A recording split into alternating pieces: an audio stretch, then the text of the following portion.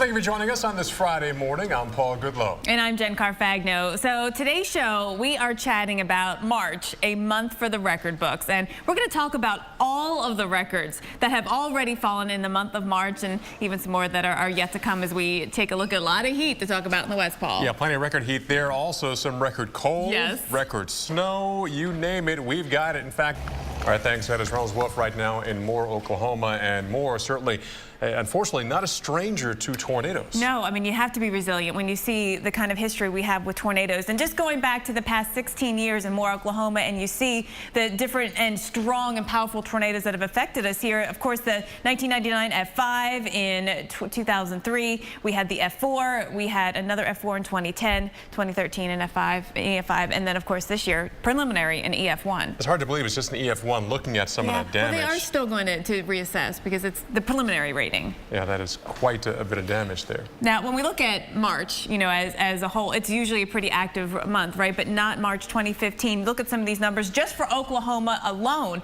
2014 only had 16 tornadoes. That was a record low for them. Only 22 occurred from May 2013, which is when, of course, we had that big EF5 there in the area. So it's been a slow start, thankfully, to the month of March. In fact, Dr. Greg Forbes tells us why this month has been one of the slowest in more than So let's talk about some of the records in the West that have fallen so far in the month of March. And I know it's not over yet, but the numbers have been tremendous. Look at how many record highs and record high lows we have seen. 1838 record highs, record high lows 1810. These are the daily ones. And you might say those aren't that hard to beat, but the monthly March records are. And take a look at how many of these we have set. In the month of March, we have set 82 record highs for the month of March. 159 record high lows, and most of them, if not all of them, have been in the West, maybe a handful in Florida, but for the most part, it has been in the West. So we take a look at just this week where we have seen record highs. Yesterday alone, we set 24 new daily record high temperatures, and we're going to keep the string going. It's going to be another hot one out there today. LA, we hit 90 again yesterday, and we have had now 5 90-degree days this March. That breaks the old March 90-degree day record of 3. One of those old years was 1988. So, yep, we're continuing that trend. LA, you look at the readings, we're not quite there downtown today, but we are at 87, very close. And then we cool off just a little bit, but stay above average through the weekend. Now, I know it's hot and you're going to want to go to the beach. Keep in mind there is a high rip current risk today in the Southern California beaches. Swells will be up a bit, but still the temperatures are going to be on the warm side throughout the West again today.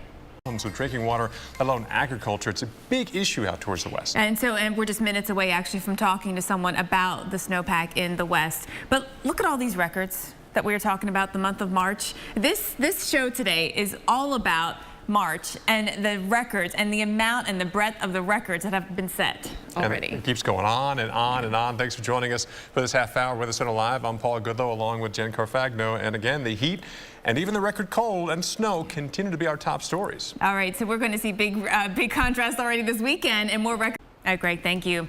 So we want to talk about snowfall amounts. And of course, we've had some big numbers in the east, but it's been extreme. In the northeast, extreme high. In the west, it's extreme low. Most notably in the Sierra Nevada mountains, our winter weather expert Tom Nizzle breaks down the historic levels this drought crisis has reached in Morrow. Yes, they do. Winter weather expert Tom Nizzle is going to break down how Boston reached this historic record.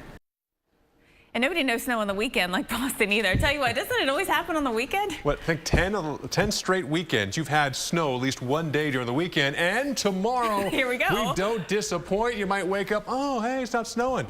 Then it starts snowing again. Snows all throughout the middle of the day and then finally tapers off tomorrow night. But here's the thing.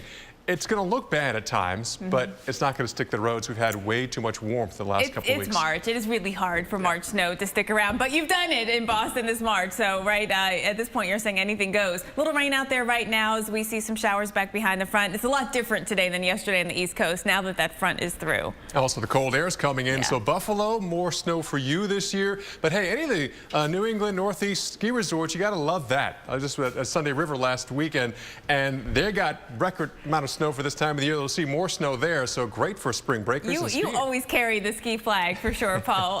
But I'll tell you what, places that don't want to see the snow, like Boston, we are going to see that chance. So let's show you how this plays out. It's going to be just a little area of convergence where the air comes together and is forced to rise.